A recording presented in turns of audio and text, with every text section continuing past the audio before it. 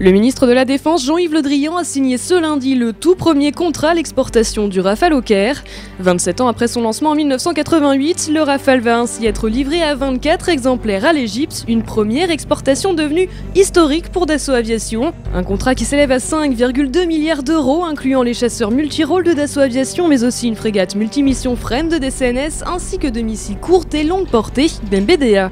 En septembre, son président Abdel Fattah al-Sisi avait ainsi confié au ministre de la Défense français Jean-Yves Le Drian son intérêt et son besoin pressant en avions de combat. L'Égypte, qui souhaite réduire l'influence des États-Unis, aimerait voir défiler son nouvel appareil ainsi que la frégate lors de l'inauguration de l'élargissement du canal de Suez début août. Une véritable aubaine pour la France qui voit en partie résolu le problème des conditions de la loi de programmation militaire 2014-2019. De plus, ce contrat pourrait déboucher sur de nouveau et faire effet boule de neige, comme l'espère Laurent Fabius, ministre des Affaires étrangères et du Développement international, ainsi que le ministre de la Défense Jean-Yves Le Drian. L'Inde et le Qatar pourraient ainsi être les prochains destinataires du Rafale.